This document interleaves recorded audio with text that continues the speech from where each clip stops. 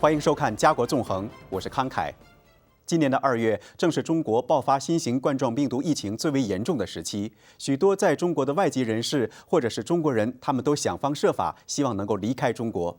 不过，在加拿大，却有这样一位加籍的人士，却要反其道而行之，冒着被病毒感染的风险，千辛万苦地回到了中国。这背后的原因是什么呢？我们现在就通过 Zoom 视像的方式连线在中国安徽的 Scott Campbell 胡义龙先生。你好，义龙。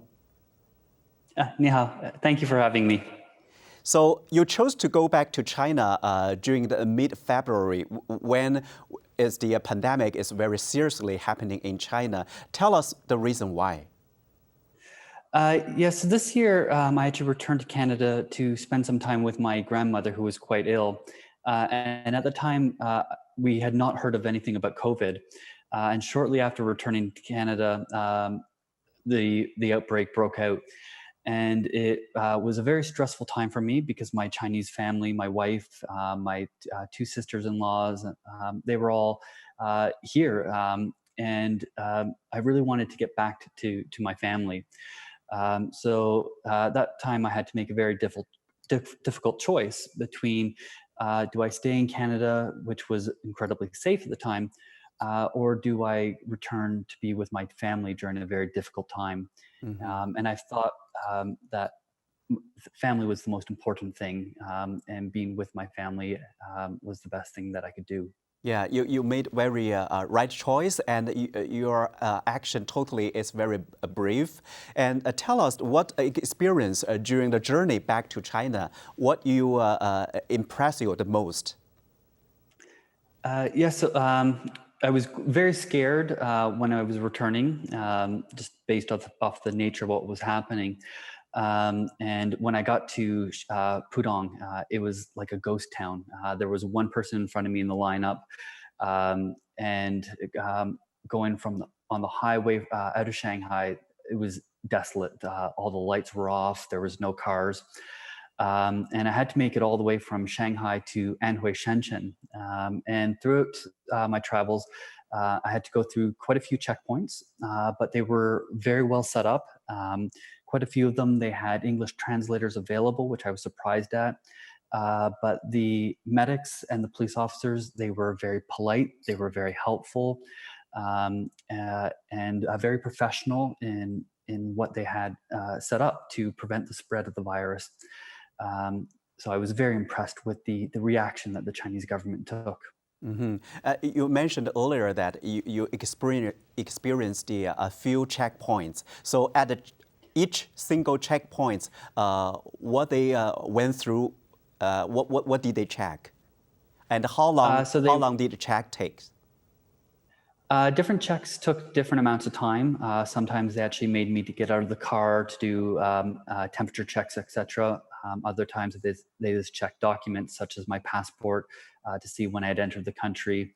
But when I got to Anhui, Shenzhen, which is my hometown, they also wanted to see my marriage certificate and my household register to show that I was actually a resident and I had reason to be returning to the city. Mm-hmm. How long the journey overall takes you to go back to your home city in Anhui, Shenzhen? It took about 8 hours. Normally it would take about 5 to do the drive, but with the stop and go, it took a little bit longer. Mm-hmm. And when you're back to Shenzhen in Anhui province, what did you see at that pandemic series period? So our apartment complex was completely boarded off, just like all the complexes across the city. All the gates were blocked and they only had one access point for every building. So that was quite a shock to kind of see the way that everything was isolated. Once I got home, though, I didn't leave the apartment for 3 weeks. We stayed quarantined, didn't go out for groceries, and luckily we had lots of things available since we had prepared for the Chinese New Year's festival. We had lots of food and other items stockpiled essentially for the holidays, which we didn't really get to celebrate the way we normally would have. What kind of reaction and response you received from the local people, including your families, your loved ones, even your students, right? During this special time, even though it is a Chinese New Year, but you are a foreigner, you're alien. when you went back to China, they must have many questions. Why he come back? Sorry. So the personnel that I came in contact with, all of the officers, the security guards, they were very polite, very helpful. When I got back to my apartment, the family was really happy to see me. Actually, my two sisters-in-laws, both my brother-in-laws, their two children, and my mother and father-in-law, they were actually quarantined in our apartment. So there was actually, with my wife and I, 10 of us all in the one apartment for the duration of the quarantine. And so that was nice to be with the family together. But the kids were very happy to see me return. And I'd brought lots of things with me, to books and Lego and things that I had bought in Canada to keep the kids occupied. So it was a really good family reunion when I got back. And for the home city in Anhui province, how long the government fight virus, and when the people's normal life go back? So we had 3 weeks where we did not leave the apartment at all, not even for groceries. And after the 3-week period, we were allowed to start leaving the apartment complex, but we had to register, get a form. And basically, we only could get 2 forms per apartment. So basically, just very limited access to go out for groceries, to do basic needs. And that lasted for about another 3 weeks. So things were kind of returning back to normal, but still very restricted. The government brought in a Sucheng green code through Alipay, which helped, you loaded it on your phone, and it allowed the government to track where you were if you went into a hotspot. And stores would require you to show the code to prove that you'd done your quarantine and that you've not been traveling to infected areas, which was a very effective means of providing ways of contact tracing and ensuring the virus did not spread needlessly after that. After you be back home city in Anhui province, your home country, Canada, in March, the COVID-19 pandemic outbreak very seriously. So at that moment, what have you been told by your relatives or your family members, your friends back in Canada? So I still FaceTime with my brother in Vancouver, my sister in Toronto, and my parents in Kingston. And same as kind of what I was doing with my wife while I was in Canada. And they're all fine. They continue to tell me not to worry about things. Although there's lots of bad outbreaks in different parts of Canada, at least where they are relatively safe. It's not too bad in the specific regions that they are in. And they've been able to stay home and work remotely via Zoom. So they've been fine themselves. But kind of watching the news from CNN, which is what I get, where I get a lot of my news, I see a very different kind of story happening in the States than what I hear from Canada.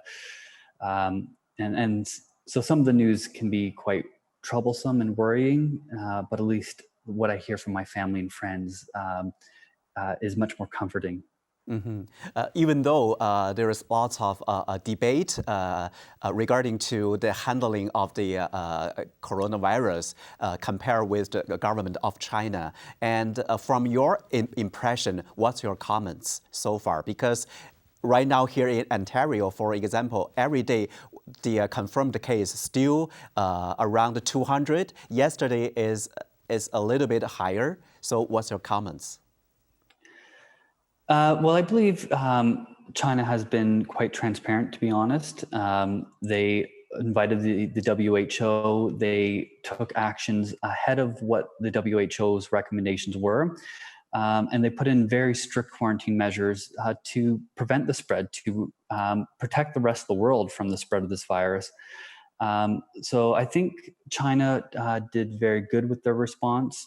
And I think other countries could have learned a lot from China's and what China had done.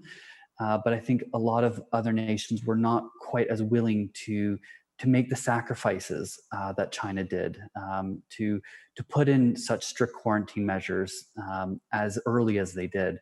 And in that case, they let things get out of hand. And once you lose control of the situation, it's hard to get control of it after the fact. And what's your comments regarding to the international independent investigation being urged by some Western countries, including Canada, US, Australia, Britain?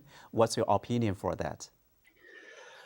I think there's probably a lot of pressure from America and England in particular for such an investigation. I think the WHO will do what is necessary in investigating any type of outbreak of this nature. And I think the Americans in particular are trying to push a narrative that they don't quite want to accept that they dropped the ball.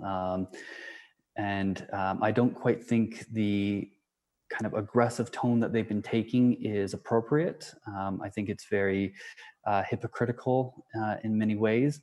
But I have faith in the UN and the WHO in conducting a non-biased investigation, and I think in time each country will be